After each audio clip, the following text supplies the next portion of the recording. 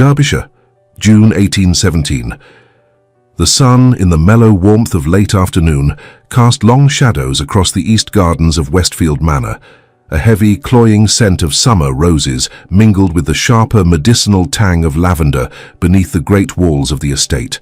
In the morning room overlooking these manicured grounds, Miss Lydia Hartwell sat with her embroidery frame, her needle moving with relentless, practiced precision through silk that cost more than her annual wages could ever hope to secure. She had arrived at the manor 3 weeks prior, engaged to repair significant damage to the great dining room tapestries, work that demanded a singular skill her desperate and precarious circumstances could no longer afford to refuse. At 22, burdened by no suitable prospects and a dying aunt whose unrelenting medical expenses consumed every last copper penny she earned, Lydia had perfected the art of ignoring the pitying, sidelong glances of the housekeeper. The whispered conversations that invariably ceased the moment she entered a room were now simply the background noise of her fraught existence.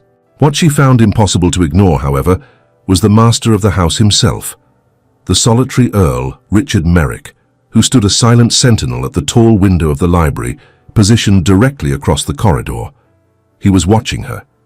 The sheer intensity of his gaze made her fingers falter on the delicate silk thread.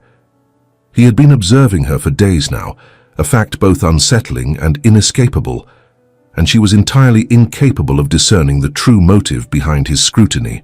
If stories of bargain struck from bleak and utter necessity, of love discovered in the most unexpected places, even in the very shadow of inevitable grief, move your heart, then subscribe now. What unfolds next will challenge every preconceived assumption you hold regarding fortune, courage, and the nature of second chances. The formal summons came that very evening, delivered by the butler with such a measured and solemn formality that Lydia knew with certainty her allotted time at Westfield Manor had finally come to its inevitable end. She smoothed the skirt of her plain muslin gown, meticulously tucked a stray auburn curl beneath her cap, and followed him through the silent, oppressive corridors. These halls were lined with the dark portraits of Merrick ancestors, who with their cold painted eyes seemed to judge her humble and unworthy passage through their domain. The Earl received her in his vast masculine study, a chamber dominated by somber mahogany furniture and the tall silent presence of leather-bound volumes that spoke of generations of accumulated learning and privilege. The air in the study was thick and unmoving, carrying the faint, pervasive scent of old heavy leather and sickness, a mix of dry, aged port wine and medicated balm used for respiratory relief. He made a distinct effort to stand as she entered, a formal courtesy that surprised her, for gentlemen rarely afforded such respect to a woman of her subordinate station, and gestured with careful deliberation to a chair positioned across from his imposing desk. "Please sit, Miss Hartwell," he instructed, his voice carrying a shallow, persistent whistle and the faint rasp of illness she had heard discussed in low whispers in the servants' hall. "We have matters of considerable importance and indeed significant urgency to discuss this evening." Lydia perched delicately on the very edge of the chair, her hands folded tightly in her lap. Under the relentless lamplight, she could observe with unsettling clarity the severe toll that consumption had taken on his previously strong constitution. Richard Merrick had unquestionably been handsome once, a fact evidenced by the strong, noble bones of his face and the sharp, undimmed intelligence residing in his grey eyes. Yet the illness had aggressively carved deep, visible hollows beneath his cheekbones, making his skin appear dangerously thin and painting severe, profound shadows under those eyes. He moved with the fragile, deliberate caution of a man keenly aware that each and every breath he drew came only at a measurable, painful cost. "I have been most impertinently observing you these past weeks," he began, and Lydia felt a flush of heat rise sharply in her cheeks. "I sincerely hope you will forgive this lack of appropriate decorum, but my current circumstances require me to be direct and urgent in ways that would, under any other condition, be entirely unconscionable. My lord, if my work has proven unsatisfactory in any way, I can only offer my deepest apologies and say that I am prepared to—" "Your work, Miss Hartwell, is utterly excellent." He held up one pale, commanding hand, a gesture both gentle and authoritative, stopping her mid-sentence. That is emphatically not the reason I requested your presence here this evening. Tell me, if you would, Miss Hartwell, what is the extent of your knowledge regarding my particular situation? I know, my lord, that you are gravely unwell. She worked diligently to keep her voice steady, though her heart hammered a frantic rhythm against her ribs.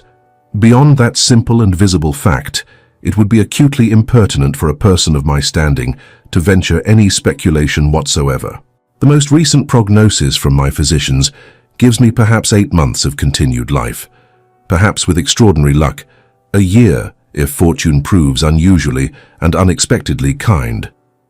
He delivered this stark, brutal information with such matter-of-fact, detached calm that it required a long, slow moment for the full, terrifying weight of his words to fully register in her mind. I am dying, Miss Hartwell. The same pernicious consumption that claimed my father has now taken a firm and irreversible hold of me, and there is, unequivocally, no remedy to be discovered in all of England, nor anywhere upon the continent. Lydia opened her mouth instinctively, then closed it again, her throat constricting. In the face of such a stark confession, what appropriate response could possibly be offered? I possess no heir, Richard continued, moving with quiet effort to stand before the vast, empty fireplace, his fragile hands clasped rigidly behind his back. My first marriage 5 years ago tragically produced no living children before my wife succumbed to childbed fever. If I should die, as the physicians predict, without any legitimate male issue, everything you see before you, the manor, the extensive lands, the accumulated wealth, and crucially the welfare of the 300 souls who depend utterly upon this estate for their very existence, will pass entirely to my cousin, Cecil. The distinct, bitter way he pronounced that name carried volumes, suggesting not merely a common family disagreement, but a deep, settled conviction of moral failure. Cecil Merrick is an unforgivable wastrel and a notorious gambler, Richard stated flatly, his voice hardening with distaste. Within a mere 2 years of inheriting this estate, I assure you, he will have shamefully mortgaged every single acre and utterly abandoned the tenants to starvation and ruin, all while he pursues his own despicable, selfish vices in London. I cannot, in good conscience, permit that disaster to occur. My lord, I truly do not understand why you are confiding this information in me, but even as the polite words escaped her lips, a terrible, outrageous suspicion began to form with chilling clarity in Lydia's desperate mind, a suspicion so unthinkable, so outlandish, that she could scarcely credit its possibility. Richard turned to face her directly, fully engaging her gaze, and in his exhausted, intelligent eyes she saw a complex blend of desperate, final resolve and something that looked almost painfully like a request for deep personal apology. I am proposing to you a legal and completely binding transaction, Miss Hartwell. Marry me. Give me the heir I so desperately require. In exchange for this singular duty, I will settle upon you a sum of £5,000 immediately upon our marriage, provide a handsome house in Bath for your aunt with sufficient funds for the finest physicians available in the kingdom, and ensure irrevocably that you and any child born of our union will want for absolutely nothing, regardless of whether I live 6 months or 6 years. The entire room seemed to suddenly tilt and spin around her. Lydia instinctively gripped the arms of her chair with painful force, absolutely certain that she had misheard, or that the sheer exhaustion of her own life and his illness had somehow conjured this impossible proposition from a fevered, wishful imagination. "You cannot possibly be serious, my lord," she whispered, the words barely audible. "I have never been more intensely serious about anything in my abbreviated life." He moved deliberately closer, though he took care to remain a respectful and appropriate distance away. "I know this proposal is extraordinary. I fully appreciate that I am asking you to bind your young life to a dying man, to potentially conceive a child who will be denied the chance to truly know his father. But I have watched you these past weeks, Miss Hartwell.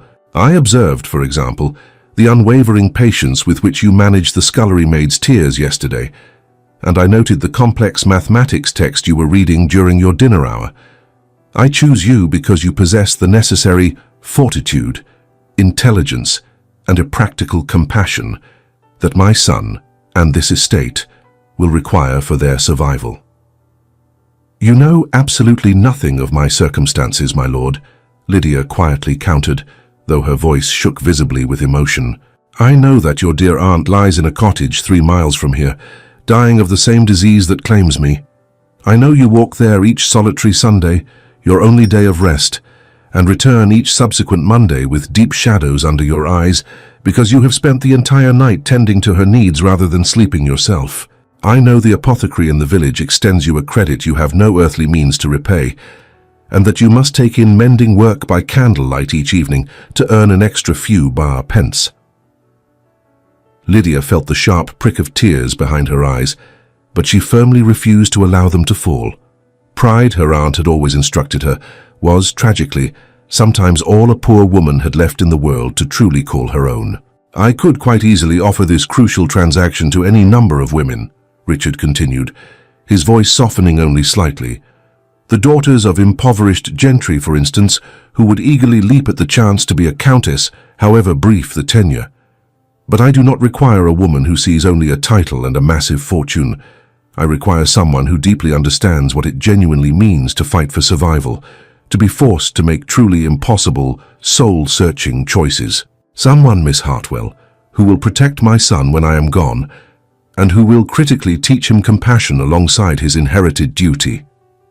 And if I am forced to refuse your terms, then I will trouble you no further with these impossible affairs, and you may continue your necessary work here for precisely as long as you wish it. He returned to his desk, withdrawing a sealed letter from an interior drawer. But I would implore that you take 3 full days to consider this matter deeply before you offer me your answer. This letter contains the address of my trusted solicitor in London, Mr. Jonathan Graves of Lincoln's Inn. If you choose, against all odds, to accept this difficult proposal, he will immediately draw up all necessary legal documents to protect your specific interests and the future of your aunt.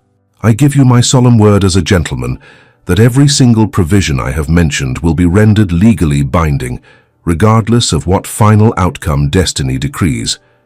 Lydia took the letter with visibly trembling fingers. The heavy wax seal bore the proud Westfield crest, a falcon captured mid-flight, and the substantial weight of the parchment felt precisely like the entire, overwhelming weight of her uncertain future, impossibly balanced upon a knife's sharp edge. 3 days, Richard said softly, looking away. That is the total extent of my request.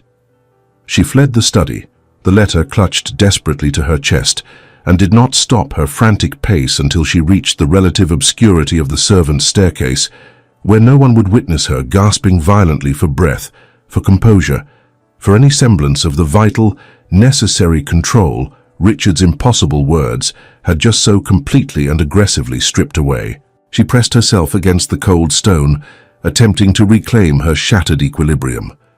That night, Lydia sat a silent vigil beside her aunt's narrow bed in the small, shared cottage, listening intently to Prudence Hartwell's wet, labored breathing, and watching the moonlight paint cold silver squares on the worn floorboards.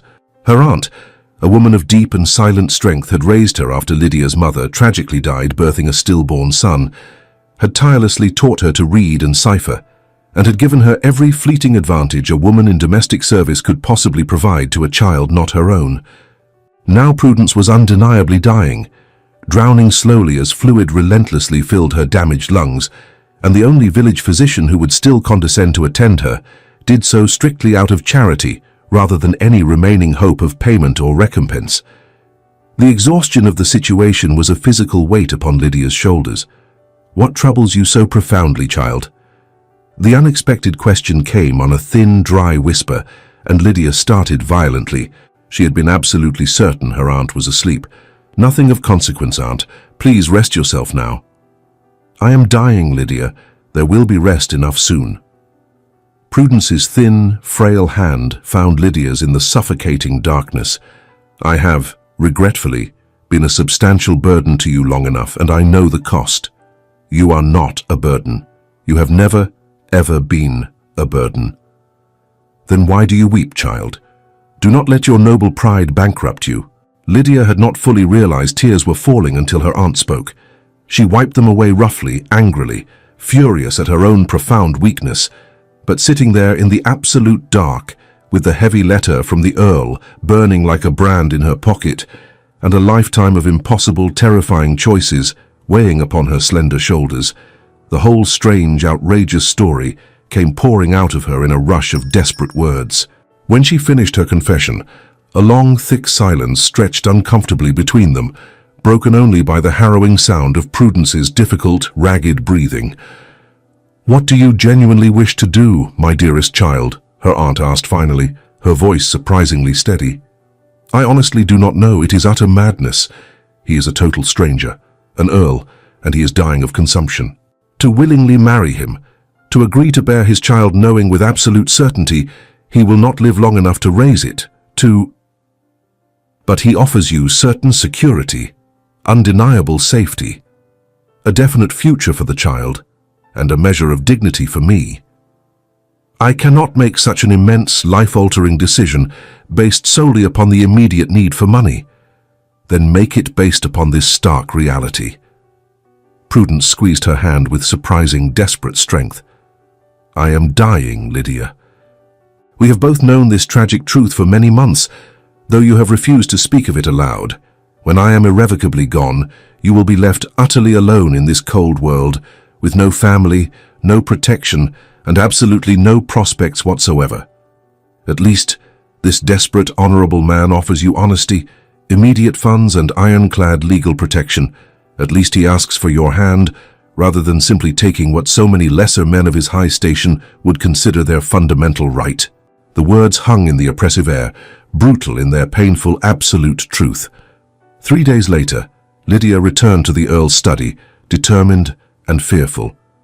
She wore her best dress, a dove-grey muslin that had regrettably seen far better days, but was at the very least scrupulously clean and pressed. She had meticulously pinned her elaborate auburn hair with the tortoiseshell combs that represented the only remaining things of genuine monetary value she owned, a precious, sentimental gift from her late mother.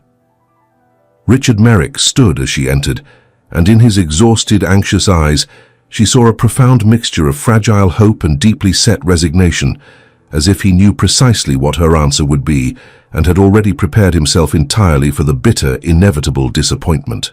"I accept your offer, my lord," Lydia announced, her voice pitched low but steady, before her fleeting courage could desert her completely. "On the explicit condition that all terms be put in writing by your solicitor without delay, and that my aunt be safely moved and properly settled in Bath before the marriage ceremony takes place." She watched his face undergo a complete, overwhelming transformation, watched the fragile hope aggressively chase away the deep resignation. A terrible, profound relief washed over his features, mixed with a sudden, devastating grief for the raw necessity of the entire affair, which softened the harsh lines that illness had aggressively carved around his vulnerable mouth. "It shall be exactly as you wish, Miss Hartwell," he confirmed, and his weak voice shook just slightly with sudden, overwhelming emotion. "Thank you. You have given me something I thought utterly lost forever, a hope, however brief, that the future might hold far more than simply decay and the disappointment of my line ending." The necessary arrangements proceeded with a truly startling swiftness and military precision. Mr. Graves arrived from London within a single week, bringing with him documents that Lydia read with meticulous, painstaking care before appending her signature. The solicitor, a man of quiet, measured professionalism, treated her with perfect, unvarying courtesy despite her clearly inferior station. He painstakingly explained each clause, each complex provision, ensuring she absolutely understood that the £5,000 would be settled upon her immediately upon the marriage, that the house in Bath would be purchased outright, in her name, regardless of whether she bore a child, and that any legitimate heir would be absolutely protected by specific, ironclad trusts that even Cecil Merrick, for all his cunning, could never hope to break. "His lordship has been most extraordinarily thorough," Mr. Graves observed, his tone carefully neutral, but his eyes expressing an unexpected kindness. "You will be thoroughly protected, madam. I give you my formal word as his solicitor and as a gentleman." Prudence Hartwell made the arduous journey to Bath in the Earl's own private carriage, accompanied by a physician and nurse Richard had specifically hired for her constant care. Lydia stood in the spacious courtyard of Westfield Manor, and watched the carriage disappear down the long, winding drive, fighting the overwhelming, wrenching feeling that she was watching the very last anchor to her old, painful life finally snap free and irrevocably drift away. This man, Richard, offered her a future, but at the cost of her past. "She will receive the absolute best care available, I assure you," Richard said quietly, coming to stand beside her. "I have personally written to 2 physicians in Bath renowned throughout the country for their specialist treatment of respiratory ailments. They will attend her without fail." Lydia merely nodded, not daring to trust her voice with a response. "I know the depth of what you have sacrificed to accept my offer," he continued, his tone somber and heavy. "I do not take the courage of your choice lightly, Countess." She turned to look at him then, truly look at him, this dying man who would soon be her husband. In the morning light, his illness was even more tragically apparent, the unhealthy, telltale flush on his prominent cheekbones that spoke of persistent, low-grade fever, the careful, deliberate way he held his frail body, as if each necessary breath required immense conscious thought and painful effort. He was dying, and she had committed to bind her own life to his for however long remained of his tragic tenure. "Nor I yours," she said finally, her voice firm. "You could have sought a woman of your own station, someone who would bring desirable connections and a substantial dowry to the match. I did not want empty connections. I wanted someone who would fundamentally remember that the people on this vast estate are not simply meaningless numbers in an account book, but living souls who deserve consistent care and real consideration." He paused, and something fleeting and unexpected, almost like a touch of humor, briefly touched his weary eyes. "Besides, women of my station would have run screaming at the proposition I presented. You, Miss Hartwell, possess far more rare and valuable courage." They were married 3 short days later in the small, intimate chapel at Westfield Manor, with only Mr. Graves and the nervous vicar present as witnesses. Lydia wore a simple yet elegant gown Richard had commissioned from the village seamstress, fine enough to be entirely appropriate for a countess, but not so elaborate as to be overtly ostentatious. It was cream silk, adorned with subtle embroidered rosebuds at the hem and sleeves, a style that managed to be both classically elegant and understatedly practical.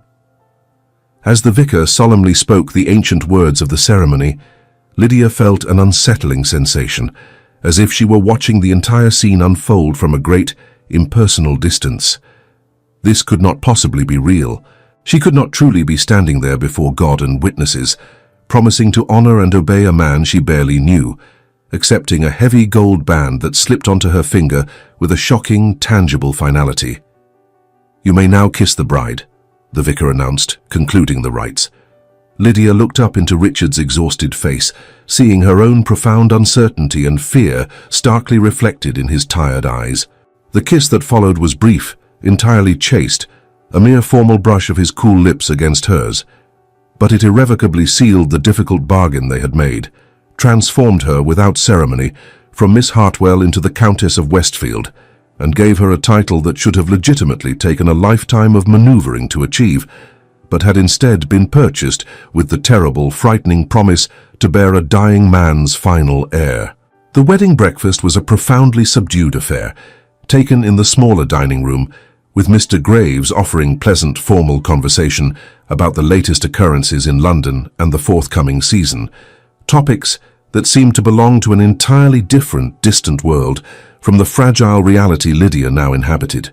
Afterward, the solicitor departed immediately for London, and Lydia suddenly found herself standing utterly alone with her new husband in the unsettling vastness of Westfield Manor. "I thought you might wish to see your own rooms now," Richard offered, his formality making the entire situation even more acutely awkward. "Mrs. Blackwood, the housekeeper, has ensured the Countess's chambers have been thoroughly prepared for your occupancy." He led her through endless corridors she had never been permitted to enter before, past rooms she had only ever glimpsed during her quiet work on the tapestries. The Countess's suite itself occupied the desirable east wing, a spacious sitting room, a large bedchamber, and an adjoining dressing room all decorated in calming shades of blue and cream, with tall windows overlooking the beautiful gardens where she had first attracted his devastating notice. "The connecting door leads directly to my own chambers," Richard explained, indicating a door set into the thick wall between the sitting room and her bedchamber. "I will trouble you as infrequently as the circumstances allow, but I do hope you understand that the essential purpose of this marriage requires. "I understand the purpose of our union," Lydia said quietly, stepping in to mercifully save him from the extreme awkwardness of further, unwanted explanation. "I assure you, my lord, I am not ignorant of what this situation requires of me." "No, I did not truly think you were." He retreated slightly toward the connecting door, then paused, drawing a deep, whistling breath. "I wish profoundly that things were different, Lydia. I wish I could offer you the courtship you deserve, the proper time to know one another thoroughly before—" He broke off the sentence, shaking his head slowly in defeat. "But time, alas, is the one solitary thing I cannot offer you." That night, Richard came to her chamber after the house had fallen completely silent. He wore a heavy dressing gown over his nightshirt, and in the uncertain candlelight, Lydia could clearly discern the nervous trembling in his hands. Whether from advancing fever or profound nervousness, she could not tell. The consummation of their marriage was precisely what Lydia had realistically expected. It was awkward, profoundly uncomfortable, and mercifully brief. Richard was as gentle as the desperate circumstances allowed, but there was entirely no romance in the act, no trace of passion, only a shared heavy duty performed with as much bleak dignity as could possibly be salvaged from such a stark, cold transaction.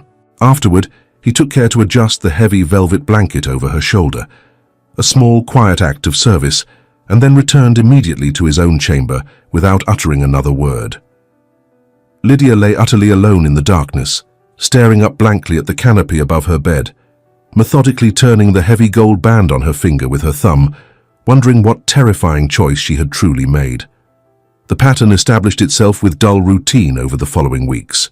Richard came to her chamber with formal regularity every third night, their coupling strictly governed by the same careful, detached formality that characterized every other aspect of their interaction. During the long, slow days, they maintained separate, carefully managed spheres. He remained largely in his study, managing the urgent estate business, and she dedicated herself to learning the intricate, convoluted dance of household management under the stern tutelage of Mrs. Blackwood. The servants treated her with wary, uncertain respect, completely unsure of how precisely to address this woman who had so recently been one of them, and was now, suddenly, their countess and mistress.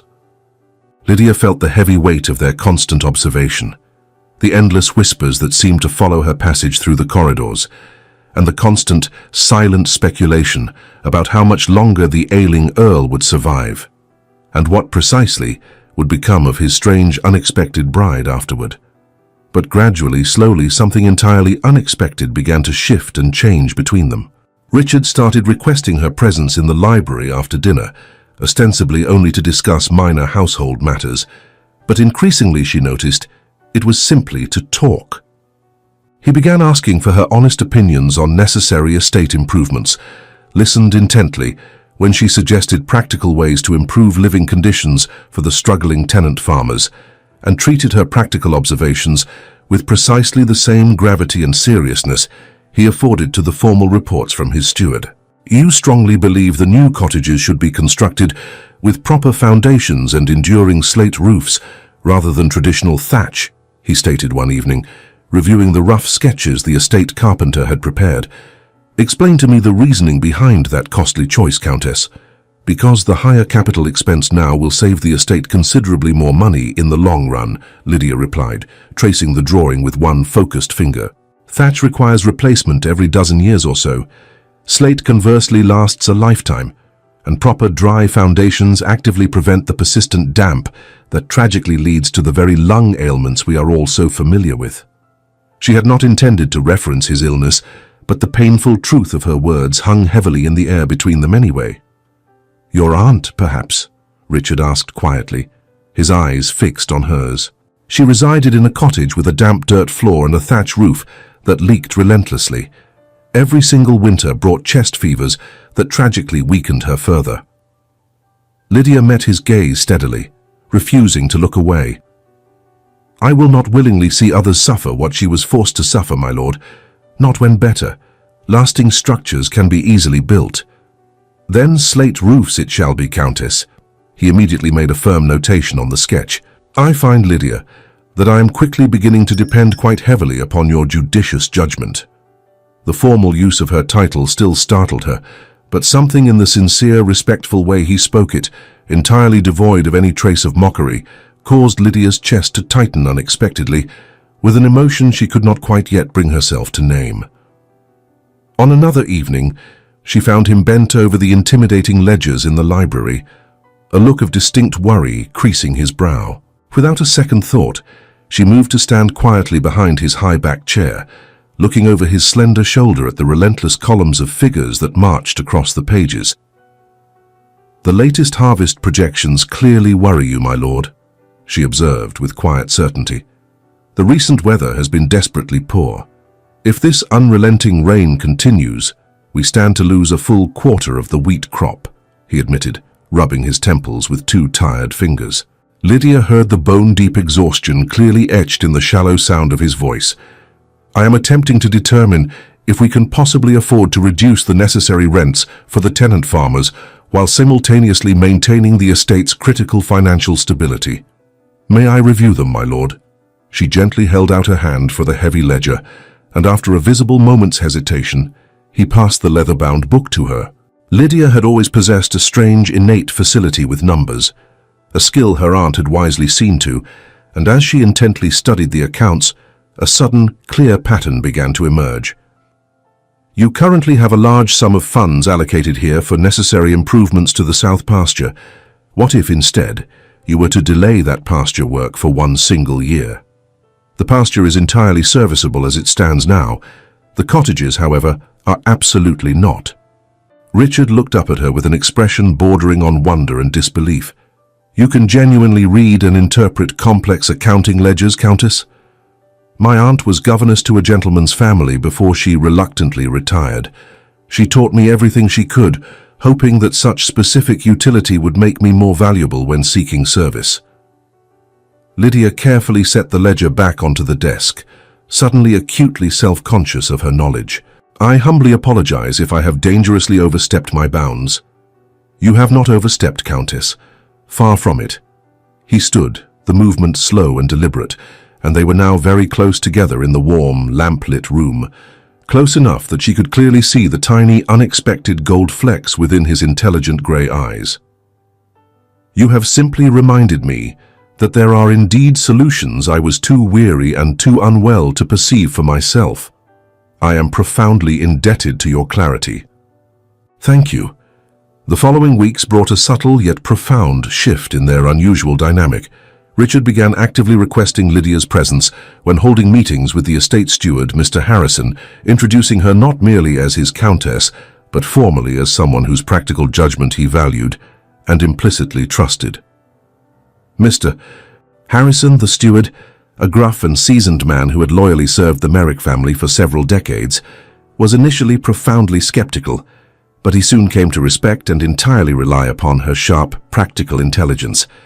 During one key management meeting, when Harrison reported that the Barton Farms barn roof had completely collapsed, Lydia immediately suggested delaying the immediate major expense and having the carpenter first conduct a thorough inspection before committing the estate to a specific repair cost. Her recommendation, to ensure proper, lasting repairs were executed without the estate overpaying a single shilling, impressed the veteran steward significantly. "How you handled him with utter mastery," Richard remarked to her quietly afterward, a small, genuine smile touching his lips. Most women of the nobility would not concern themselves with the necessity of barn roofs or the specifics of carpenters' estimates. "Then, my lord, they are profound fools," Lydia stated bluntly without hesitation. "A property, any property, is only ever as strong as the care and meticulous effort taken in its daily management." Evening conversations in the vast library slowly became a cherished routine. Richard began asking pointed questions about her childhood, and Lydia found herself, quite unexpectedly, sharing memories long kept private. Her mother's tragic death when she was only 8, the soldier father she never truly knew who fell bravely fighting in Spain, and the profound daily loneliness of being raised by an aunt whose own constrained circumstances prevented any real or consistent indulgence. I learned early, my lord, that survival required above all else utility, Lydia explained with quiet resignation. Sentiment and personal feelings were a luxury that, unfortunately, we could never truly afford ourselves. Is that then how you ultimately view this marriage, Countess? Richard asked softly, his gaze steady and searching. As merely another necessary exercise in your own survival? It certainly began with that brutal purpose, she openly admitted. But somewhere nestled between the tedious account ledgers and these increasingly late-night conversations, it has, unexpectedly, become something far more substantial than simple utility. Richard immediately reached across the space separating their two chairs, his hand finding hers. For me as well, Lydia. I do not know if, given the shortness of our shared time, I am technically permitted to call this emotion love. But I can truthfully tell you it is the closest, dearest thing to genuine love I have felt since my first wife, Helena, died 5 years ago. Helena was practical and kind, and our marriage was always built foremost upon a bedrock of friendship before love ever blossomed. You, Lydia, are my present, he said softly, squeezing her hand. However brief that present may be, I want desperately to live it fully and honestly. For that night when he came to her chamber, something between them had truly changed. The physical act was still clearly more duty than pleasure, but afterward, Richard did not immediately return to his own room. Instead, he lay quietly beside her in the darkness. His breathing labored from the physical exertion of the act, and the constant shallow whistle a painful reminder of his imminent decline. "Are you truly well, Richard?" Lydia asked, a sudden genuine concern overriding any residual awkwardness she felt. "Well enough, my dear," he murmured. He turned his head on the pillow, shifting to look at her in the dim light. "I find myself unexpectedly quite reluctant to leave the solace of this chamber." "Then stay, Richard." The spontaneous words surprised both of them equally, but Richard did stay, eventually falling into a fitful sleep with his hand resting near hers on the coverlet. Lydia found to her profound surprise that the fragile sound of someone else breathing in the suffocating darkness was undeniably far less lonely than the silence she had become accustomed to. The morning Lydia finally realized, with stark certainty, that she was with child, she sat quite still in her sitting room with her hands gently folded over her still flat stomach, feeling an overwhelming tidal wave of both absolute terror and profound wonder in equal, confusing measure. She had missed her courses twice now, and the persistent, debilitating nausea that plagued her mornings left absolutely no remaining doubt about her condition. She was carrying Richard's child, carrying the desperately needed heir, and the overwhelming sudden weight of that massive responsibility felt almost instantly crushing. Mrs. Blackwood, the sharp-eyed housekeeper, had, predictably, noticed the signs. She appeared in the sitting-room doorway with a tray bearing tea and dry toast, setting it down with practiced, weary efficiency. "I have taken the liberty of preparing a ginger infusion, my lady," she said quietly. "It may, I hope, assist with the morning sickness you are experiencing." Lydia looked up sharply at the older woman, seeing an unexpected rare kindness in her weathered, knowing face. "How precisely did you know, Mrs. Blackwood?" "I have served the Merrick family in all capacities for 30 years, my lady," the housekeeper replied simply. "I know the undeniable signs of the mistress's condition." Mrs. Blackwood poured the tea with steady, practiced hands. "If I may be so bold as to speak, you should inform his lordship as soon as possible. This news, my lady, will bring him great comfort." The housekeeper's words proved profoundly prophetic. When Lydia found Richard in his study that afternoon, she saw immediately how much the relentless illness had progressed in just a few short weeks.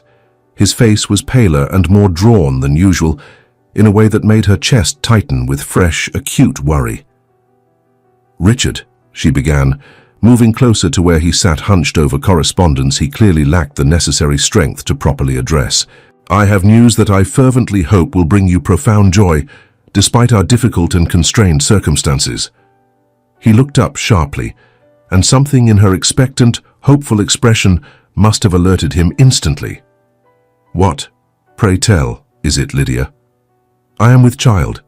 She spoke the profound words simply, watching as a complex torrent of emotions immediately flooded across his pale face. His eyes widened, then filled, and a terrible, profound relief washed suddenly over his features, instantly mixed with a devastating, painful grief for the child he would not know. It was a sight that made her own throat painfully tight with tears she resolutely refused to shed. Richard stood slowly and unsteadily, on legs that trembled beneath his weight, and pulled her into an embrace that vibrated with the overwhelming force of feelings he could no longer properly express in mere words. "Thank God," he whispered urgently against her hair. "Oh, thank God, you have given me absolutely everything, Lydia, more than I dared ever hope for." "We have given each other this, Richard," she corrected gently, her arms wrapping around him to provide a silent, necessary support he was always too proud to request openly. "This child is undeniably ours, Richard, product of necessity perhaps, but conceived with far more genuine and honest affection than many a cold heir born of a purely strategic, loveless marriage." The weeks that followed brought a painful study in contradictions that Lydia struggled daily to reconcile within herself. Richard's health continued its frightening steep decline, each day ruthlessly stealing a bit more of his precious vitality. He approached the necessary preparations for the child, however, with a fierce, manic energy that seemed born purely of sheer, final determination.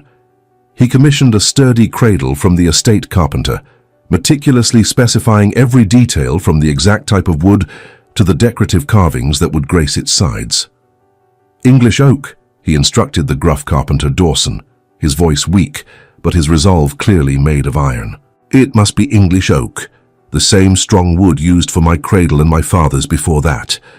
And here," he pointed precisely to his detailed sketch with trembling fingers, "the Merrick falcon, wings aggressively spread in full flight.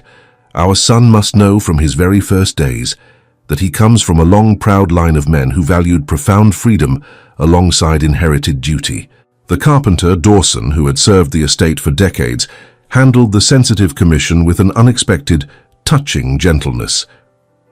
"His lordship has given very specific and meticulous instructions, my lady," he confided to Lydia when she visited his workshop to check on the progress.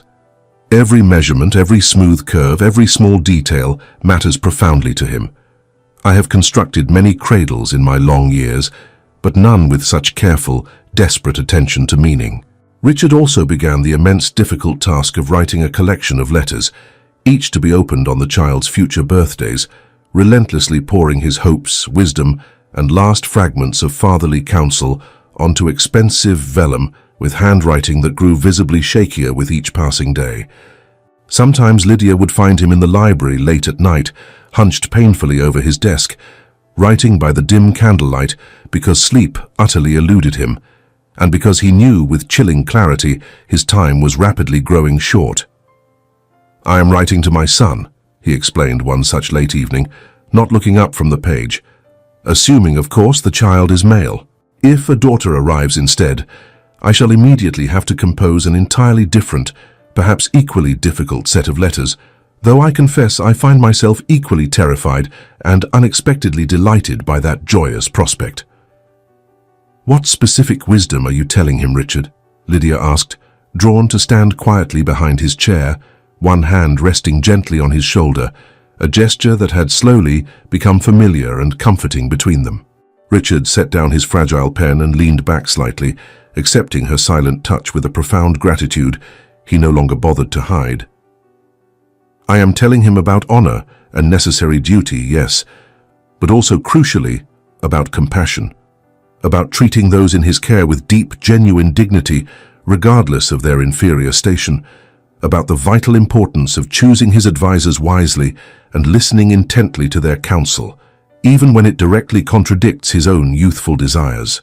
He reached up to cover her hand with his own. "And I am telling him, Lydia, about his mother, about how she bravely accepted an impossible situation with grace, how she transformed necessity into a true, selfless partnership, and how she taught me, finally, that real love can exist even in the most unlikely and desperate circumstances." Letters arrived regularly from Bath, brought swiftly by riders Richard paid handsomely for their diligence. Prudence Hartwell's condition had gratefully, stabilized under the constant care of the specialist physicians Richard had hired. She would not recover. The devastating damage to her lungs was far too extensive, but she was now comfortable, mercifully free from pain, living out her final days with a dignity her circumstances might otherwise have utterly lacked. "She asks after you constantly, my love," Lydia said one afternoon, reading the latest missive aloud while Richard rested in his bedchamber. "She wishes to know that you are well, that you are not being mistreated or burdened." "Write to her," Richard murmured, his eyes closed but his mind clearly alert to every word. "Tell her the absolute truth, that her niece has become a far better countess than I ever dared hope for. Tell her that her courage in the face of truly impossible choices has profoundly humbled me. Tell her that I am grateful every single day for the woman she carefully raised, even though I know, tragically, I will not have nearly enough days left to properly show that boundless gratitude."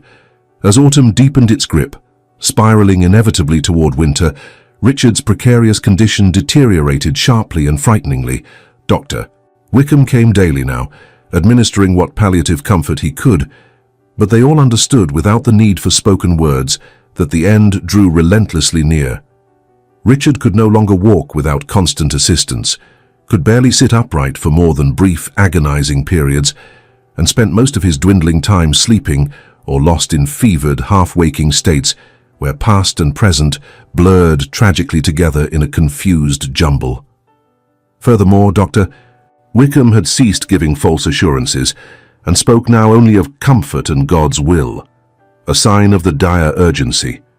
Lydia remained at his bedside as often as her advancing pregnancy allowed, reading to him in a low, steady voice when he was lucid, or simply holding his hand when he was not. The child growing within her made her own movements ungainly, her body awkward with the immense weight of impending motherhood, but she steadfastly refused to leave her husband to face his terrible final days alone. But when Lydia went to Richard's study that afternoon, finally ready to share the wonderful news of her condition, she found him tragically collapsed over his imposing desk, a fresh patch of bright blood staining the handkerchief he clutched desperately in one fist. She rang the bell for urgent help, shouting for the footman, and together they moved Richard to his bedchamber with extreme care. Dr. Wickham arrived within the hour, his examination thorough, but his expression rigidly grim. "The consumption progresses rapidly," he said quietly, speaking to Lydia in the corridor outside Richard's chamber. "The hemorrhaging is a grave and concerning development. His lordship must rest completely now. No exertion of any kind whatsoever." "For how long, doctor?" The physician's profound, heavy silence was answer enough for Lydia. Lydia dismissed him and immediately entered her husband's chamber, finding Richard propped high against the pillows, his face paper white, but his eyes still fierce with an inner dying determination. "You were going to tell me something, Lydia," he forced out, his voice barely above a painful whisper. "Before this unfortunate incident occurred, what was it?" She moved carefully to sit on the very edge of his bed, taking his hot, trembling hand in hers. It felt far too warm, fever relentlessly burning through his clammy skin. "I am with child, Richard," she said simply. "The physician will confirm it, of course, but I am absolutely certain of my condition." She watched emotions flash across his pallid face. First relief, then overwhelming joy, followed instantly by a consuming grief, each one sharp and devastatingly immediate. His hand tightened weakly on hers, and when he next spoke, his voice cracked with raw feeling. "Thank you, my darling," he whispered urgently. "You have given me everything I could ever have wished for. More than I truly deserve to ask." "You have given me more, Richard." The stark, painful realization hit Lydia with a startling, sudden force. "You have given me a necessary future, security, a real, tangible place in this rigid world. You have consistently treated me with profound respect, when you could so easily have treated me as simply a means to your end. You have listened intently to my thoughts, valued my opinions, and you have made me feel—" She broke off, suddenly unable to find the necessary words to continue. "Made you feel what, Lydia?" Richard's tired grey eyes held hers, and in their depths she saw a complex mixture of desperate hope mixed with a profound fear of her answer. "Made me feel as though I utterly matter," Lydia finished quietly, firmly. as though I am more substantial than simply an obligation or a mere transaction you were forced to make. You were never, ever either of those things, Lydia. He slowly raised her hand to his thin lips, pressing a kiss to her knuckles with a gentle reverence that made her chest ache with an unexpected pain. You are my wife, Lydia, my countess, the devoted mother of my child. And somewhere along the difficult way, despite every initial intention I held to keep this businesslike and cold, you have truly become dear to me. Tears spilled immediately down Lydia's cheeks before she could stop their painful descent. I have, equally, grown to care deeply for you as well, Richard, she admitted openly. I did not, truthfully, expect it. I did not, honestly, want it, knowing how desperately brief our time together must ultimately be. But I cannot, Richard, control or help my heart's painful growth. Then we are both profound fools, my love, Richard managed to say, and he was tragically crying too, hot tears tracking silent paths down his pale, wasted cheeks. But what beautiful fools we have managed to make of ourselves.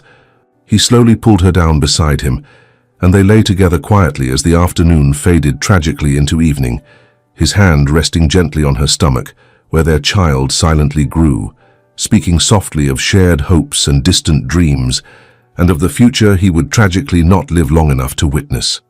The months that followed held a peculiar, aching mixture of profound joy and mounting sorrow. As Lydia's body visibly changed with the necessary pregnancy, Richard grew inexorably weaker. Good days became rarer, separated by long, agonizing stretches when he could not leave his deathbed, when the violent coughing fits left him helplessly gasping and bloodied, when the fever burned through him with relentless, consuming heat. But on the precious, fleeting good days, they made the absolute most of what little time remained to them.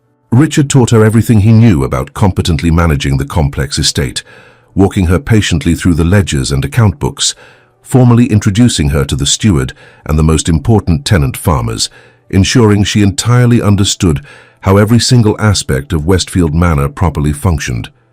When I am finally gone, Cecil will without doubt aggressively contest the inheritance, he told her.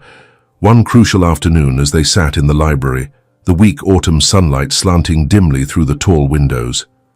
He will falsely claim the child is not mine, that you somehow tragically deceived me. Mr. Graves has carefully prepared for this certainty, but you must be strong, Lydia. You must personally fight for our son's right.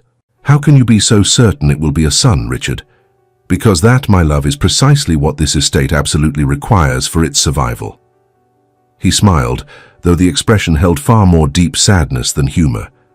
And because I am far too stubborn to finally die without leaving a proper, legitimate heir to thwart Cecil. Letters arrived regularly from Bath, brought swiftly by riders. Richard paid handsomely for their prompt delivery. Prudence Hartwell's medical condition had gratefully stabilized under the constant care of the specialist physicians Richard had hired.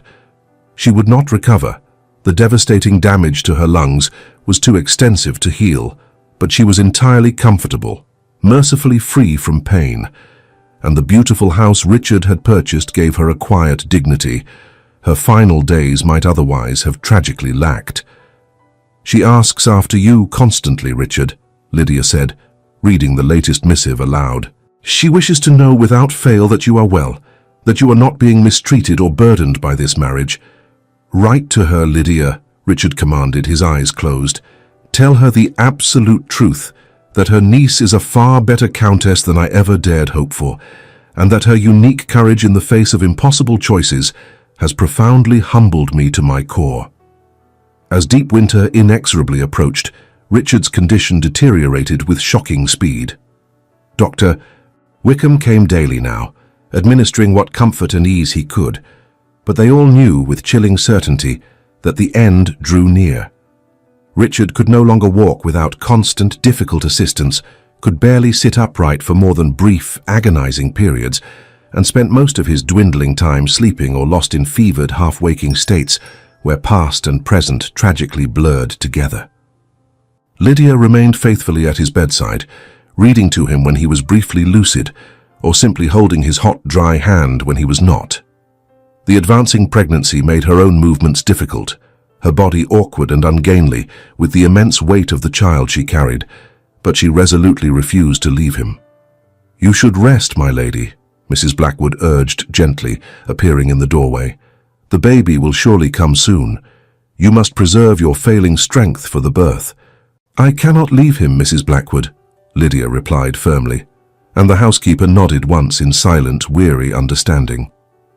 The agonizing labor began on a bitterly cold February evening, heavy snow falling thick beyond the windows of Westfield Manor. Lydia had desperately hoped Richard might mercifully sleep through the entire event. He had been unconscious more than awake for days now, but as the intense pains grew stronger, his tired eyes snapped open and fixed on her with terrible clarity. "The child," he whispered, his voice weak but urgent. "Is it finally time, Lydia?" "Yes, my lord." Lydia gripped the bedpost tightly as another powerful contraction seized her body. "I must go to my chamber now." "Stay." His hand found hers, his grip weak but entirely insistent. "Please, Lydia, let me be here to witness this final triumph." The midwife arrived within the hour, assessing the chaotic situation with the brisk, no-nonsense efficiency of long experience. What she truly thought about a laboring countess choosing to remain in the Earl's death chamber rather than her own, she kept entirely to herself, instead directing the preparation of linens and hot water, issuing sharp commands to the maids who hovered anxiously in the doorway. The labor proved to be long and unimaginably difficult, relentlessly stretching through the night and well into the grey, exhausted dawn of a new day. Lydia had never known such consuming pain, had never imagined her body capable of enduring such extremes. But through the entire harrowing ordeal, Richard remained stubbornly conscious, his hand in hers, his voice offering steady, quiet encouragement when she truly thought she could not endure a single moment more. "You are unquestionably the strongest person I have ever known, Lydia," he whispered during one of the brief, painful pauses between contractions. "For you can absolutely do this, my love. You can, I promise, do anything you set your mind to." Finally, as the weak morning light struggled dimly through the snow-heavy clouds, the child was born. A boy, precisely as Richard had stubbornly predicted, with a surprisingly strong, healthy voice and a full head of dark, damp hair. The midwife immediately placed the baby in Lydia's trembling arms, and she looked down at her son through a painful fog of exhaustion and profound wonder. "Thomas," Richard breathed, the name a benediction, and Lydia looked over to find him watching them both with an expression of such fierce, consuming love and profound final pride that it instantly stole what little remained of her own exhausted breath. "His name, my dear, will be Thomas Julian Merrick." "After your father," Lydia murmured, remembering Richard had once mentioned the name in passing. "And after a man who understood what it genuinely meant to love something more than himself." He reached out one trembling skeletal hand to gently touch the baby's warm cheek, and Lydia saw silent tears tracking down his wasted face. "Hello, my son. I am tragically sorry I will not be here to watch you grow into a man, but know that your mother is absolutely the finest woman I have ever known, and she will teach you everything worth truly learning in this life." The baby's tiny hand closed instinctively around Richard's finger, and Lydia watched her husband's face crumple completely with a terrible grief and overwhelming joy in equal, devastating measure. Dr. Wickham checked both exhausted mother and healthy child, pronouncing them both well despite the difficult labor. He approached Richard's bedside, pressing fingers to his wrist to check his fading pulse, and when he straightened, his expression was carefully, rigidly neutral. "My lord," he said quietly, his voice low, "you must rest now, complete absolute rest." "Soon enough, doctor," Richard replied, his voice barely audible. "Leave us now, please, all of you. This is a private moment." When the room mercifully emptied, Richard weakly gestured for Lydia to bring young Tom closer to him. She settled carefully on the very edge of the bed, the baby cradled safely between them, and for one profoundly brief moment, they were, undeniably, a complete family, however impossible and fleeting that truth might be. "I need you to promise me one final thing, Lydia," Richard said, his voice barely a painful whisper now. "When Cecil eventually comes, and he will certainly come, you must fight him, my love. Use every single legal weapon Mr. Graves has meticulously prepared. The letters I have written, the witnesses who will testify to the legitimacy of our marriage, the explicit provisions in my will. You must not, under any circumstance, allow him to take this rightful legacy from our son."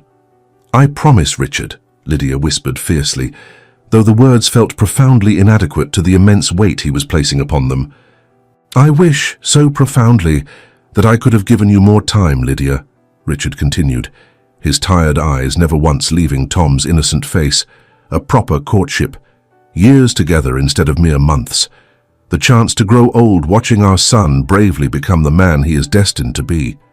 "You have given me everything that truly matters, Richard," Lydia said fiercely, holding him tightly. "You have given me this beautiful child. You have given me a respected place in the world where I am valued rather than merely pitied. You have shown me what it genuinely means to be valued for who I intrinsically am, rather than what limited service I can perform.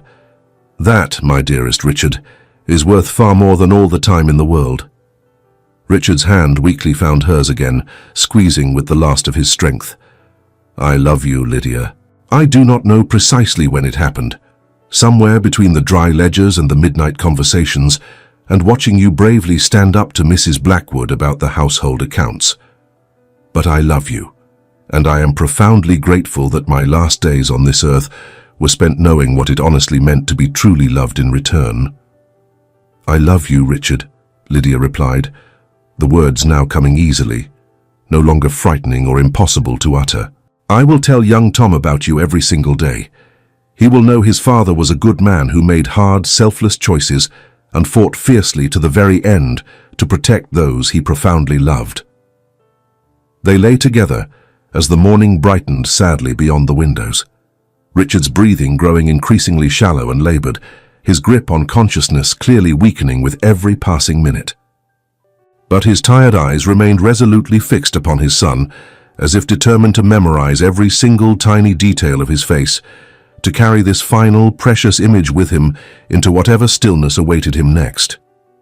"Promise me one more final thing, Lydia," he whispered urgently as noon approached, his voice so faint and weak that Lydia had to lean extremely close to his lips to hear. "Promise me that you will not mourn me forever. You are young, Lydia. You have years of life ahead of you. When sufficient time has passed, when Tom is older and secure in his title, if you ever find someone who genuinely makes you happy, someone who treats you with the respect you absolutely deserve, promise me you will not turn away from that second chance simply because you feel bound by duty to a dead man's memory." "Richard, I cannot—" "Promise me, Countess." Lydia pressed her lips gently to his feverish forehead, tasting salt and the faint bitterness of his illness. "I promise, Richard, that I will live," she finally conceded, her voice thick with emotion. "I will raise Tom to be exactly the man you would want him to be. I will protect Westfield Manor and all its people without fail. And I will not permit guilt or overwhelming grief to prevent me from embracing whatever future joy unfolds before me. Is that, my dearest Richard, enough of a promise for you?" "It is quite simply everything," Richard breathed, and with that final, satisfied breath, his eyes slowly slid closed. "Thank you for giving me hope, Lydia. Thank you for truly teaching me that even dying men can find profound, lasting reasons to live." He slipped away quietly precisely 4 hours later, with Lydia sitting faithfully beside him, utterly spent, and young Tom sleeping peacefully in the cradle the carpenter had so lovingly built months before. There was no dramatic final moment, no last sudden surge of clarity or strength. Richard Merrick simply took one final shallow breath, then another, and then mercifully, he took no more. Lydia sat perfectly still in the terrible, consuming silence that followed, her hand still holding his, feeling the profound, crushing absence where life had been only moments before. She had known this moment was tragically coming, had known it from the precise moment she accepted his desperate bargain, but the raw, brutal reality of his death still struck her with unexpected, profound force. "I will keep all my promises, my lord," she whispered faintly to the still figure lying upon the bed. "All of them, without fail."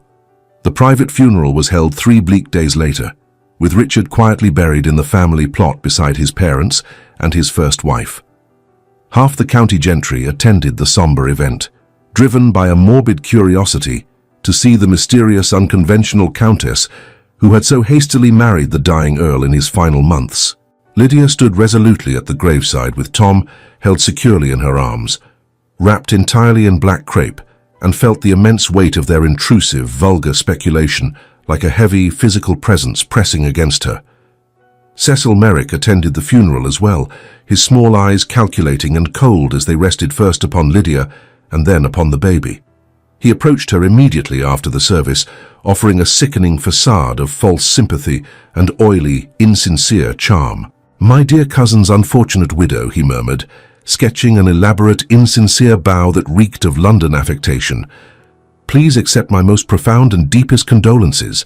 Such a tragedy, losing poor Richard so incredibly young. And now, my dear, you are left entirely alone with an infant son to care for.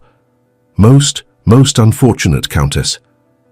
"I am not in any meaningful sense alone, Mr. Merrick," Lydia replied, her voice remaining steady despite the racing, desperate beat of her heart. "I am the lawful Countess of Westfield, and this child is unequivocally the Earl's legitimate son and heir. Of course, my dear lady."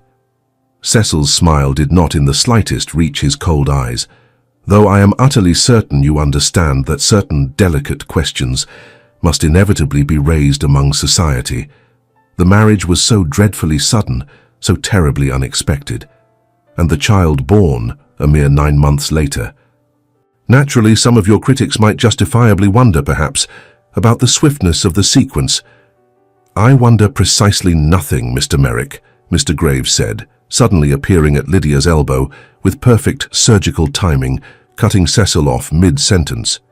"The marriage was absolutely legal, properly witnessed and officially recorded. The child was conceived entirely within lawful wedlock and born to the lawful wife of the deceased Earl. Any challenge to these absolute facts will be met with the full, unwavering force of the Chancery Court, Mr. Merrick. I trust you utterly understand the meaning and consequence of my statement." Cecil's expression hardened instantly, all pretense of gentlemanly sympathy falling away completely, revealing the malicious intent beneath. "We shall most certainly see what the courts of this land have to say about this dubious affair. My cousin's will may appear ironclad, but reputations are fragile things, are they not? A woman of uncertain base background, suddenly elevated far beyond her low station, conveniently producing an heir with such unfortunate timing, such dubious circumstances invariably invite the necessary scrutiny of the law." "Then let the courts scrutinize the truth, Mr. Merrick," Lydia said, meeting his cold gaze directly and unflinchingly. "Let them rigorously examine every single document, question every single reliable witness. They will find absolutely no fault, because there is no fault whatsoever to find. Thomas Merrick is the rightful Earl of Westfield, and I am his devoted mother and lawful guardian. That, sir, is the final, irrevocable end of this entire matter." The legal battle that followed proved to be brutal, protracted, and utterly exhausting for Lydia. Cecil aggressively challenged the validity of the will in Chancery Court, cynically producing a string of dubious witnesses: a dismissed footman, a woman of extremely dubious reputation, a spurned suitor, each of whom claimed to have seen Lydia in compromising situations with other men, falsely suggesting the child could not possibly be Richard's rightful son. The formal proceedings began in May, exactly 3 difficult months after Richard's tragic death. Lydia attended every single session, Tom held securely in her arms or closely watched by a trusted nurse in an antechamber adjacent to the court. She would not hide her face, nor would she give Cecil the immense satisfaction of suggesting, even for a moment, that she feared the necessary scrutiny of her character. Cecil's barrister, a cold and aggressive man named Thornhill, painted a vile public portrait of Lydia as a ruthless, scheming adventuress who had preyed mercilessly upon a vulnerable, dying man solely for his considerable fortune. "We shall demonstrate to this court that Miss Hartwell tragically preyed upon a vulnerable man in his terminal illness, securing both a hasty, fraudulent marriage and a conveniently timed pregnancy engineered solely for profit," Thornhill proclaimed with confidence. Mr. Graves listened to the vitriolic accusations with patient, professional boredom. When his turn finally came, he rose slowly, deliberately, his presence commanding immediate attention. My learned friend paints an intriguing and deeply imaginative picture for the public record. One might almost admire his sheer theatrical imagination, were the stakes not so serious and the accusations not so utterly vile and false.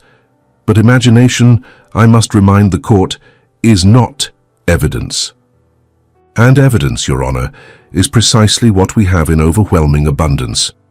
The tense legal battle played out over 6 difficult weeks. Cecil's witnesses, the dismissed footman, the dubious village woman, the spurned suitor, each offered testimony that meticulously crumbled under Graves's quiet, devastating scrutiny. The footman claimed to have seen Lydia with the estate steward on specific dates when Graves quickly proved Harrison was demonstrably visiting his sister in distant Yorkshire. The village woman's specific accusations dissolved entirely when Graves produced absolute testimony, placing Lydia resolutely at her aunt's distant bedside every single evening in question. Against these false and perjured witnesses, Graves calmly marshalled the undeniable truth. Dr. Wickham provided meticulous medical records documenting Richard's illness and the definitive timeline proving Tom's conception occurred entirely within lawful wedlock. Mrs. Blackwood testified with surprising emotion to the growing genuine affection between the Earl and Countess, and to Richard's unbounded joy at the pregnancy announcement. The Vicar of Westfield spoke eloquently of Richard's clear, unwavering mind as he spoke his sacred vows.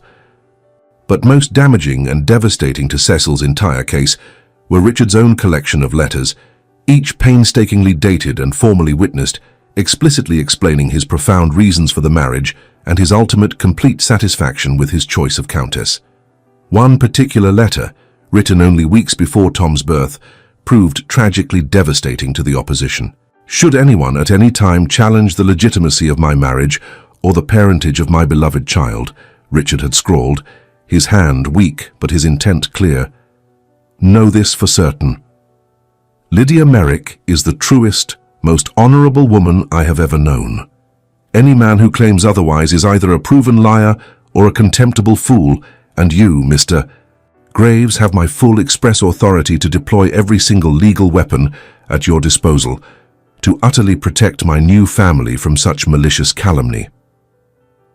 After 6 harrowing weeks of emotionally draining testimony, the Lord Chancellor delivered his final binding opinion with cold, unyielding precision. It is the explicit judgment of this court that Thomas Julian Merrick is the legitimate son and rightful heir of Richard Merrick, the late Earl of Westfield. The challenge brought by Mr. Cecil Merrick is herein dismissed with prejudice. Mr. Cecil Merrick is further formally assessed all court costs for bringing these false claims and is hereby warned that any future, repeated challenges will inevitably meet with serious charges of malicious prosecution. Lydia stood and listened to the binding judgment, feeling the dizzying wash of triumph overwhelm her utter exhaustion. She had steadfastly kept her promise. She had fought, and against all odds, she had irrevocably won. Cecil left London immediately, utterly disgraced, relentlessly pursued by angry creditors, and completely ruined by the colossal legal fees of the failed suit. He retreated permanently to a small, inconsequential property in distant Scotland, far from the critical scrutiny and unforgiving judgment of society. With the demanding legal battle finally concluded, Lydia poured her considerable energy and intellectual focus into competently managing the complex estate. She spent hours every week working closely with Mr. Harrison, diligently learning the intricacies of property management and agricultural yield. The steward, initially deeply skeptical of her abilities, soon became one of her strongest, most vocal allies. "You possess a true remarkable gift for this work, my lady," he admitted to her one pleasant autumn afternoon while jointly inspecting the new cottages. His late lordship, I must admit, chose exceedingly well. The new cottages were built with enduring slate roofs and proper dry foundations, exactly as Lydia had wisely recommended. She walked patiently through each one, meticulously checking the fireplaces, the windows, the floors, and the damp-proofed walls. "These dwellings are far too fine for simple tenants," one older traditional farmer grumbled, suspicious of the improvement. "What exactly will you require from us in exchange for such expense, my lady?" "I require simply that you all prosper," Lydia replied steadily, meeting his gaze. Healthy tenants residing on well-maintained farms reliably produce better harvest yields and pay their rents promptly. This, Mr. Dawson, is not an act of charity but of sound, necessary business. Tenant rents were promptly adjusted, based entirely on actual, verified harvest yields rather than arbitrary, fixed assessments. Lydia bravely instituted wage bonuses explicitly tied to demonstrated productivity, ensuring that honest, hard work was fairly rewarded. She quickly established a small, permanent school on the estate grounds, hiring a kind young woman to teach the tenant children basic reading, arithmetic, and essential scripture. "They whisper, my lady, that you are far too soft with the tenants and too generous with your improvements," Mrs. Blackwood reported confidentially one evening. "Let them whisper whatever they wish, Mrs. Blackwood," Lydia replied firmly, signing a check for new school books. "My loyal tenants pay their necessary rents on time, my lands are increasingly productive, and my people, crucially, are entirely healthy and content." Slowly, methodically, and with unwavering determination, Westfield Manor completely transformed from a property that simply endured into one that vigorously thrived. Young Tom grew rapidly from infant to child, clearly showing signs of his late father's keen intelligence and his mother's profound determination. On each successive birthday, Lydia meticulously opened one of Richard's precious letters, reading his father's carefully composed words, ensuring Tom knew without doubt that he had been profoundly loved. The letters revealed hidden depths to Richard's complex character. He wrote openly of his own difficult childhood, the immense stifling weight of inherited expectation, and his constant fear of failing his own father's stringent example. He spoke of his first wife with tenderness, and of his second marriage to a woman who did not require unattainable perfection, only absolute honesty and partnership. "My dearest Tom," one poignant letter for the boy's 10th birthday read, "Your father was, regrettably, not a perfect or faultless man. I married once strictly for duty and was fortunate enough to find affection. I married again out of absolute necessity and instead, unexpectedly, discovered profound love. I fervently hope you will be wiser than I was, brave enough to openly pursue what your heart genuinely desires while unfailingly honoring your sacred obligations." Lydia read these precious letters with fresh, welling tears, missing Richard with an aching acuteness that had not diminished with the heavy passage of time. Prudence Hartwell lived a further 3 meaningful years, long enough to proudly see her great-nephew take his very first tentative steps, and to know with final certainty that Lydia had not merely survived the ordeal, but had completely flourished under the pressure. She died peacefully in the comfortable bathhouse, surrounded by every comfort and constant care, and Lydia buried her with full necessary honors in the local churchyard, eternally grateful that her aunt had lived to see the impossible bargain transform into a quiet, unexpected happiness. 10 long years after Richard's tragic death, Lydia stood quietly in the library at Westfield Manor, the very room where she had first accepted the impossible, life-altering proposition, and watched Tom work diligently on his complex Latin exercises under the watchful tutelage of his new tutor. At 10 years old, he possessed Richard's intelligent grey eyes and sharp mind, beautifully combined with a deep compassion that came solely from being raised by a mother who intimately understood what it meant to struggle and to win. "Mama," Tom said, looking up from his strenuous work, "Mr. Davison says I will go to Eton next year, just as father did. Will you please tell me more about him tonight?" Lydia moved to sit gracefully beside her son, gently smoothing his dark, unruly hair with loving fingers. "Your father, Thomas, was the bravest, most honorable man I ever knew," she said, her voice steady and warm.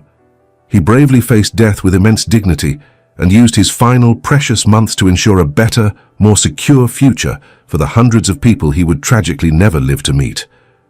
Everything you see around you now, the continued prosperity of this great estate, the welfare and security of the tenants, your own protected title, exists solely because he chose love over profound fear and chosen hope over utter despair. Do you still miss him very much, Mama?" "Every single day, Thomas," Lydia replied honestly, her gaze distant. "But I am also eternally grateful for what he gave me. He gave me you, my son, and he taught me definitively that profound love can exist and thrive even in the most unlikely, darkest circumstances. That, my dear, is a gift beyond any earthly price." Tom considered this profound statement, then returned immediately to his Latin with the serious, focused concentration he brought to all his studies. Lydia remained quietly beside him, watching him work, thinking about the generous, dying Earl who had offered her an impossible bargain and, in doing so, had quietly given her everything that genuinely mattered in the world. The late afternoon sun slanted warmly through the library windows, painting soft golden squares onto the polished carpet. Outside, somewhere in the flourishing gardens, Lydia could hear the unrestrained, joyful laughter of the estate children at play. Richard had been gone for a full decade, but his indelible legacy lived on, breathing life into the thriving estate, protecting the content tenants, and residing in the son who would inevitably grow to be the exact kind of Earl who valued the lives of people far above mere profit. It had indeed started as the coldest of transactions, a marriage reluctantly born of desperation and utter necessity. But somehow, in the brief, intense months they had been granted, Lydia and Richard had profoundly transformed a mere bargain into something deeply genuine, had found real love in the most unexpected final place, and had created a powerful, enduring future that lasted long after death had claimed one of them. That evening, Lydia stood peacefully at the tall window of her sitting room, the very room that had served as the Countess's chambers when she first arrived at Westfield Manor as a frightened, penniless girl with no prospects and fewer choices. Now she was the respected Dowager Countess, the proud, capable mother of the Earl, renowned throughout the county for her intelligence and sound management skills, secure in ways that would have seemed completely impossible all those desperate years ago. She thought about Richard's final, poignant request, that she should not mourn him forever, that she should remain open to genuine happiness if it ever presented itself. There had been no great love affair in the decade since his tragic death. A few gentlemen had politely expressed interest, but Lydia had always found herself unwilling to risk her hard-won independence for the uncertainty and vulnerability of remarriage. She had Tom to raise, a complex estate to meticulously manage, and a new life she had fiercely built through her own relentless determination and the solid foundation Richard had so generously provided. Perhaps, she mused, that enduring focus was not mourning at all. Perhaps it was simply choosing. Choosing the life she wanted, rather than merely accepting what was offered, choosing to build something lasting and meaningful, rather than simply surviving day to day.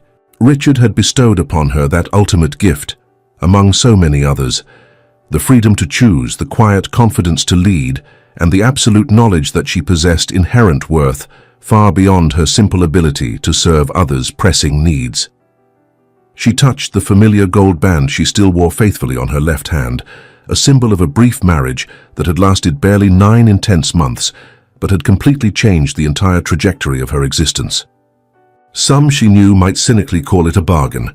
Some might call it a mere transaction, but Lydia knew the deeper truth. What she and Richard had genuinely shared, however brief, however unconventional its start, had been real, transformative love, the kind that elevates rather than merely consumes, the kind that fiercely endures beyond the finality of death, the kind that creates powerful legacies, measured not in fleeting gold, but in the improved lives and permanently changed hearts of those left behind. "Thank you, Richard," she whispered softly to the empty, quiet room, a tribute to the memory of a man who had seen profound value where others saw only utility, who had bravely offered partnership where he might have coldly demanded mere service, who had taught her, finally, that even the most impossible, desperate beginnings could lead to the most beautiful, enduring endings. Thank you for absolutely everything. The end. Dear listener, sometimes profound desperation forces us unexpectedly into making choices we could never have possibly imagined for ourselves.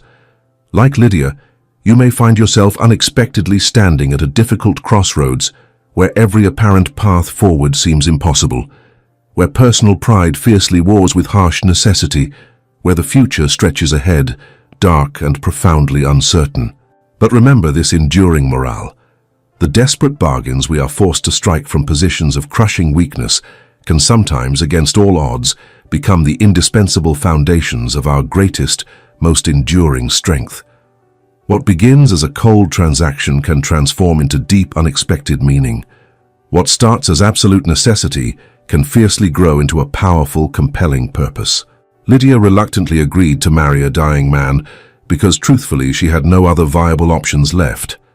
But she chose, every single day afterward, to honor that initial bargain with dignity and respect, to see Richard as far more than simply a means to her own survival, and to bravely open her heart to him, despite knowing that devastating grief was absolutely inevitable.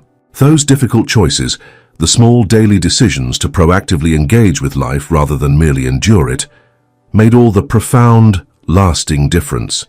Your current circumstances may feel utterly overwhelming. Your necessary choices may seem completely impossible to make. But within even the most constrained and difficult situations, there always exists space for profound agency, for self-respect, for hard-won dignity, and for the life-altering possibility of transformation. You are, trust us, stronger than you currently know, capable of achieving far more than circumstances currently suggest.